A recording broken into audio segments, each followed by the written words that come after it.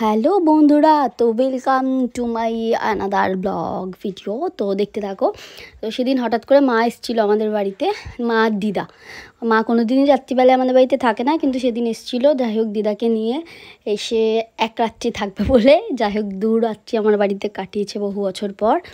তো যাই হোক, তাও মাদের জন্য রান্না করেছিলাম সেদিন আমি পোলাও, মাটন, আর দিদার জন্য করা হয়েছিল পনির আলু দিয়ে, আলুর দম আর কি, পনির দিয়ে এরকম। আর পোলাও আর বেশি কিছু করতে পারিনি সেদিন, আমার শরীরটাও ভালো ছিল না। তো যদিও পোলাওটা আমি করেছিলাম, মাটনটা আমি করেছিলাম, বাট কী বলে পনিরটা আমি করিনি। ওটা আমার যে দিদি রান্না করে আমাদের বাড়িতে, ওই দিদিই করেছে। দিদিও খুব ভালো রান্না করে। বাট যখনই খাসি মাংস বাড়িতে আসে রান্নার জন্য বেশ ইচ্ছা হয়, সেজন্য নিজেরাই রান্না করি। তো আমার মা দেখো একটুও খায় না, একটুও না, ওনাকে কেউ খাওয়াতে পারে না। উনি এক পিসও মানে উনি চিকেন খায় না, মাটনটা খায়, সেটা এক পিসও খায় না।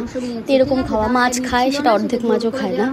তো আমার মাছ যদি রেগুলারই খাওয়ার ব্লগ তোমরা দেখো, যদি দেখতে চাও তাহলে আমাকে তোমরা কমেন্ট করে অবশ্যই জানিয়ে, আমি দেখাবো আমার মা রোজ কী খায়। এক সপ্তাহের রুটিন তোমাদেরকে আমি দেখাবো যে মা ঠিক কী খায়, ঠিক আছে?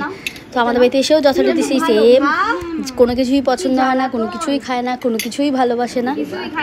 তো যাই হোক, এভাবেই চলতে থাকে ওনার দিন। তো সেদিন এসেছিলো আমাদের, সত্যি খুব ভালো লাগছিলো। দিদা আমাদের বাড়িতে অনেকদিন পর এসছে, বয়সও হচ্ছে ওনার, আসতে যেতে পারে না সবসময়।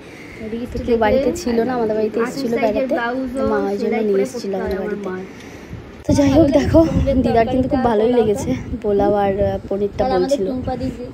জিন্দাবাদ, ভালো রান্না করেছে।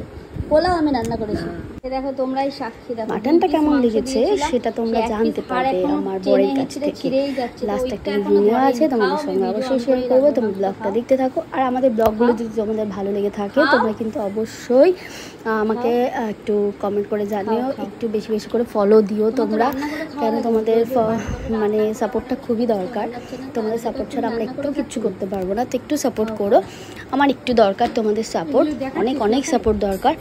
একটু করো প্লিজ, সবাইকে অনুরোধ করছি। একটু লাইক কমেন্ট করো, একটু শেয়ার করো, আমাদের প্রোফাইলে আমাদের চ্যানেলে একটু সাবস্ক্রাইব করে দিও, ঠিক আছে? দেখো মা যাই হোক যথারীতি কোনো রকম এভাবে শেষ করতে না পেরে বাধ্য হয়ে 2 পিস মাটনের মধ্যে 1 পিস আমাকে নিজেই খেয়ে সেই প্লেটটাকে পরিষ্কার করতে হয়েছে, ঠিক আছে? বা খেতে পারিনি, আলটিমেটলি আমি খেয়েছিলাম লাস্ট মাটনটা। কেন আমি তো প্রচুর খেতে ভালোবাসি, খাবার দেখলেই মনে হয় যে আমি খাই খাই খাই খাই। জানি না তোমরা কারা ভালোবাসো আমার মতন খাবার প্রেমী, আমি প্রচণ্ড খাবার প্রেমী। সেই কারণে এখন কোলেস্টেরল হাই, ট্রাইগ্লিসারাইড হাই, সমস্ত কিছু খাওয়া বারণ, এরকম একটা ব্যাপার হয়ে গেছে। অ্যাকচুয়ালি আমি খুব খাদ্যপ্রেমী মানুষ, আমি খেতে ভীষণ ভালোবাসি, আর লোককেও খাওয়াতে খুব ভালোবাসি রান্না করে। বাট কেউ খাওয়ার না থাকলে না আমার তখন রান্না করতে ভালো লাগে না। যদি কেউ আমাদের বাড়িতে আসে বা ভালো মন্দ কিছু রান্না করার ব্যাপার থাকে যেদিন, সেদিন আমার রান্না করতে খুব ভালো লাগে। যেদিন লোক খায় সেদিন তো আমার রান্না করতে খুবই ভালো লাগে। তো দেখো মাটনটা কিন্তু আমিই খেয়ে নিচ্ছি, হ্যাঁ, মা খেলো না। যাই হোক, কি আর করা যাবে, উনি এরমই খায়, আমরা যতই বলি উনি খাবে না, ঠিক আছে? যাই হোক, সেই সময় আবার প্রসেনজিৎ বাড়িতে ছিল না, ও আসলো, তো পরে ও খেতে বসবে। তো তারপরে এবার তোমাদেরকে দেখাবো যে ওর কেমন লাগলো বউয়ের হাতের মাটনটা। তো আবার বলে ওর জন্য নাকি আমি ভালো করে রান্না করি না, ওকে নাকি আমি খারাপ রান্না খাবার খাওয়াই, এরকম একটা ব্যাপার। ওর জন্য কোনো দিনই নাকি আমি ভালো করে কিছুই রান্না করি না।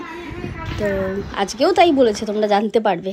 দেখো কি আর একটা কথা, যেটা হলো আমার বর সবসময় বাজারে লেট, তোমরা দেখেছো একটা ভিডিও আমার ব্লগে, কিন্তু আজকে আমার মা আসবে, সেজন্য আমার বর সকালবেলায় বাজারে গেছে, বাজারে গিয়ে মাটন কিনে নিয়ে এসছে সকালবেলায়, ভোরবেলায়, যখন বাজারে কোনো লোক আসেনি, কোনো দোকানদার আসেনি, তখন দোকানে গিয়ে দাঁড়িয়ে থেকে বাজার করে এনেছে, ঠিক আছে, শাশুড়ির জন্য।